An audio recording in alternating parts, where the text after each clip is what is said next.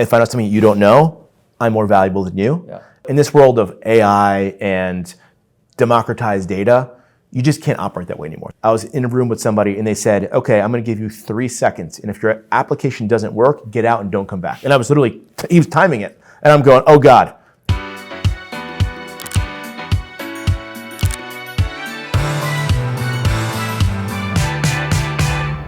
I'm here with Nick and Ryan, the co-founders of VTS, fifthwall portfolio company. And I would say you're like the godfathers. We're the OGs? Yeah, you're the OGs at this point. Proptech company #1. What you did with Blackstone so early on in your life cycle set this precedent for how strategic partnerships would drive all of proptech. Did you see that very early on? I think we knew that the Blackstone deal specifically was going to be important. I mean, they're just kind of a kingmaker in a lot of things they do. When they say go, they go hard. And so we felt like if that was a partner of ours from even just a customer perspective, let alone as an investor, it was going to be a big change agent for us. It did take us a while, though, to get comfortable with the idea of taking money from a strategic investor. And I think it was so new. It was so new, and we were scared at first that if we took their money, it would freak everybody out. And I think, quite honestly, it did. It took us 3 years to get comfortable with that idea. And once we did that deal, I think we did a great job of getting everyone comfortable with the idea that this was a good thing for everyone. And it turned out that it obviously was. And you know, look at you guys now, right? You really set the tone for this is just the way it should work. One of the things that we did really well, I don't call it secret sauce, but I think maybe it is like we leaned heavily on strategics to help us improve our product, help us understand how to talk about the product in the right way they understand. Whereas other folks, I think just historically in technology are like, no, I'm coming to fix you. And that was a very kind of different strategy than most of our competitors had. I think it was the right strategy, to be honest. How did you find that in terms of just, interacting with VCs like early on, saying, hey, we have one of our biggest customers as an investor in the company? I think they loved it early on. I mean, because this is something that is prevalent in other industries. I think there was a little bit of hesitancy around what they would want back for being an investor. I think that was actually where we got some good guidance from our early VCs, where we have to make sure that there's no special rights for this company and that they are in it, like Nick said, for all the right reasons, which we did. So there was, I think, a lot of comfort and I think some good learnings that we were able to pull from the investor pool. Back then, strategic or corporate venture was not a thing. In every other industry it is. It's like, what are you talking about? Right. For our customers, like, what does that mean? Do they see our data? We're like, right. No, are you crazy? Right. This is normal. But again, I think it's probably one of the largest Luddites of all software has been commercial real estate, even versus residential real estate. And so there was a quick learning process, but everybody got comfortable and now I think it's in a very different place. And you guys have been a big part of that, so. Why is the real estate industry so backwards, still, even today?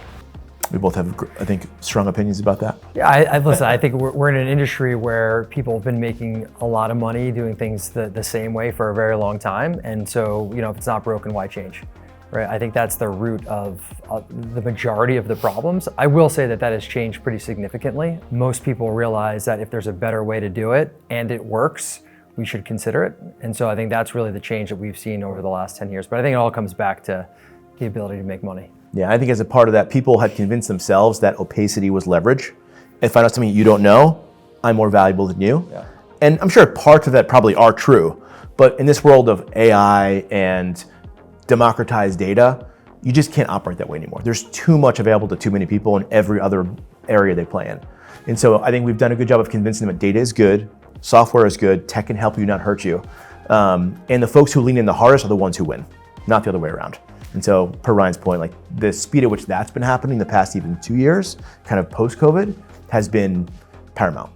VTS as a business is sitting on probably the single most valuable trove of data. You're like the Fort Knox of real estate market data. How do you plan on monetizing that over time? Well, I think we've already started to. So on the office side of the market, where we have 60% of the overall US office market, 75% in the markets that matter.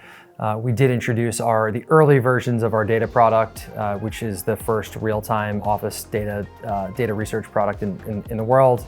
It's very exciting because it actually leads traditional metrics by anywhere from 6 to 8 months. So an absolute game changer for our market, really sort of the the foundation for us creating the Bloomberg for commercial real estate. So we're using that as the foundation to continue to learn around how do we actually clean up our data, how do we introduce it in a way that is actionable, and the plan from there will be how do we now take that to retail and industrial. Yeah, I think our strategy, like most things we do, is usually dog food ourselves, right? So we've been behind the scenes using machine learning and AI on ourselves to just help augment our own teams and processes to kind of cleanse our data for many years. And so that helped us learn, I think, probably the best way to utilize it just internally. We've saved millions of dollars internally just using AI and machine learning on ourselves. And so now we're like, okay, we're ready now to give it to the customer. I think with AI specifically, it's such a buzzword that so many companies are just eager to get something out. We're an AI company, look what we can do. And there's no real value there. So kind of dog fooding yourself for a couple of years, there's a lot of scar tissue, right? So we know that now going to market, the value is going to be there. So it's how we do most things around software and data. And one of the things VTS has done just incredibly well is expanding from a single vertical, office, to now all of these other verticals. Like, how expansive do you think your product can be in terms of which real estate sectors it can serve? It's never ending. It really is never ending. Listen, I think if you look at CoStar, which is obviously the company that people love to hate, I mean, just look how diverse they've become. If you look at Yardi, look at how diverse they've become. And I think it's the same thing for us. I think we're in the early innings, obviously, of that diversification, office, retail, industrial, now multifamily. Now we're getting products directly in the hands of the tenant. And the further that we get into building that foundation across all of those verticals, new opportunities arise, right? So it really does still feel like it's just the beginning. What we've always done well is building for the customer. And our customers aren't in just one asset class. In fact, now, as the office markets had headwinds, they're really diversifying. They don't want more technology. They want more technology from less people. So they put pressure on us saying, hey, I love this thing here. I need it for multifamily. I need it for senior housing, whatever it is. And so to be a good partner, we have to build with them. And that's been a big part of our, again, maybe special sauce, right? Is working with them to build software, not just saying this is how it should work. It doesn't work really well in commercial real estate. So one of the things you guys have done incredibly well is just build this iconic breakout winner. And I think every prop tech entrepreneur looks at VTS and wants to emulate your success, and you've obviously become like a behemoth in the category. What's next? Probably more gray hair. It's coming in nice now because of all the reasons you just said. Listen, I think we've spent a lot of time over the past 12 to 18 months as our market's really changed, right? Just really trying to redefine, like, in this new world, what does a great company look like? And it's, from an operating perspective, from a go-to-market perspective. And so I think we now have like a really good view into what that is. And so if we execute this year going into next, I think as the markets open up on the IPO side, or there's more M&A opportunities, we're gonna have a really good foundation to do whatever we need to do. The business is at real scale now, break even, now becoming profitable. We're pretty capital efficient, right? And with probably a larger market or TAM than we've ever had. So I think if we get it right this year, it's kind of the world's our oyster in terms of opportunities. The best advice we've gotten from our investors is build a great company, make sure it's efficient, make your customers happy, and you'll control your own destiny, right? You don't have to over-index on the exact outcome. I think that's where we are right now. What is the hardest thing about building a company in real estate? I think honestly, the hardest thing day one was just convincing people they had a problem. It's like an AA meeting. It's like, you have to admit it first or we can't help you. And so once they did that and they actually gave us time and listened, it got easier.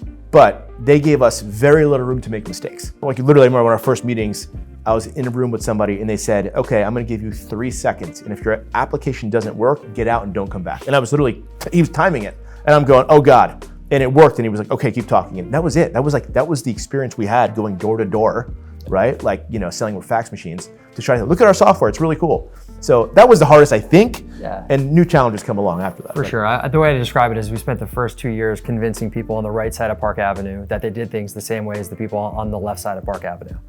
Right, and then from there, it was convincing people on the West Coast that real estate was done the same way on the East Coast, and then from there, it was obviously going internationally. And asset class. And asset class, but listen, it's been over 10 years now, and I think the pace of change is exponential. I think, like we said before, for all of the right reasons, people now realize if there's a better way, we have to pay attention to it. We have to try it.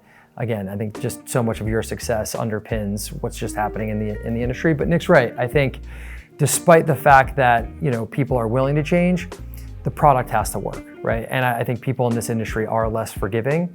And that is one of the things that I would say is our special sauce. We've built a culture around product management that is very different, I believe, from other industries, where it's very much, hey, we have to do lots of discovery for months and months and months. Our customers expect us to understand the seat that they're sitting in and how to help them solve that problem. Right? And so you have to come in with a perspective. That's been a big reason that I think we've been successful.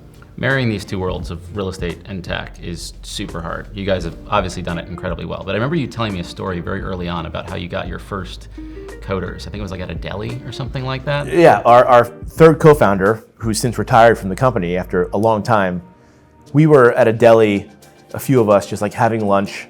And we had basically prototyped this thing through India, and it took us a year to get like a basic prototype done. We weren't engineers. We knew what to build, but not how to build it. And having a conversation, and I remember hearing the table next to us, I was literally saying, we have to find a co-founder who's an engineer, who's just a computer science person.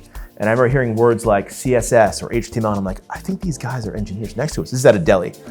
Lenny's on 23rd Street. And our friend's like, okay. And I'm like, I'm gonna talk to him. I say, what do you mean? Like, when they get up, I'm gonna follow them out and I'm gonna talk to them. So not creepy at all. Yeah. No, listen, if you have a big vision, you can't be afraid. Step one for all you entrepreneurs. And so as they got up to leave, followed them out, and I said, excuse me, I'm sorry, this is super weird, but are you guys engineers? So like, yeah, we're all CTOs. We meet once a month just to like, have feedback and talk about problems we're solving. I said, okay, great. Well, we have this startup, there's two of us. People are trying to sign contracts. And if more than one person logs in, it's gonna explode. So like maybe you can help us and you know someone. And one of the guys, Carl Baum, said, I'll come see your office, which is up those stairs, which is super weird. Came up, showed him what we were doing, and he was like, this is actually really cool. And I showed him, like, people are trying to pay us lots of money. And he was at a startup who had raised $12 million who had no revenue. And so the inverse problem of us. Long story short, within 3 days, he quit his job, became our co-founder CTO. But without that, I don't know if we'd be here, right? Like, and there's countless examples of that, of us just like taking a chance to just not be afraid to talk to somebody, whether it's a customer or an employee. And all that stuff is such a big part of the story. You guys have lived through this, this dawn of proptech as a category. How has proptech changed since when you first started? It's a category. It is a category now. It's actually named something, right? Yeah. We thought it was so funny when people started calling the category proptech, right? Because for so long, people were like, get out of our office. We don't want technology. And then all of a sudden it became a category. And we're like, wow, I think we've actually made it, So it's been a journey. Yeah. I think the other thing is, well, one, I think just the institutionalization of it. You guys were probably the pioneer of that, right? Like being the first real fund of scale that's like, no. Like this is a real thing. And I think probably shortly after that, every single venture fund has some allocation towards proptech, right? Whether it's like on the fringe or just, no, it's proptech. I mean, you guys kind of created that. And so that has certainly helped us and all of our predecessors just kind of be taken seriously, right? If there's tens of billions of dollars focused on it, then it's a real thing. And so I think that's been a big change. And I think separately, the past 12 months, as we've talked about, the world has changed a lot. And so I think what people now have realized is, even if there's not as many companies, the ones that are going to exist are probably the right ones. They're the durable ones. They're the durable ones, and they add the most value, and they're probably here to stay. And do you see that in your future as just representing a huge opportunity for you? So much money has gone into proptech, solving point solutions, companies that may not get very big, but actually solve a real pain point. Do you think VTS can be a consolidator of those companies? Absolutely, yeah. I mean, I think the one thing that we've learned is we don't need to solve every problem ourselves. And a lot of companies have good teams that are solving real problems. And if we can piggyback off of their mistakes, honestly, and make sure that we can just bring on a team and go a lot faster at something we have conviction on, then that's the way that I think we want to execute. So I think it's a huge opportunity for us over the next few years. We're focused very much on building a platform versus a portfolio, right? There's kind of two ways to go about it. You're just kind of buying revenue, or are you buying a product, an asset and a team that you can really integrate into what you have? That's interesting to us. So I think there's going to be companies big and small that's true for over the next 12 months. We're highly focused on executing our plan right now, but the more that we execute that, the more those opportunities get more interesting. So we're certainly focused on it. Last question I'll leave you with is, both of us talk to real estate CEOs all the time. What is the one thing you wish real estate CEOs understood about their business with respect to technology?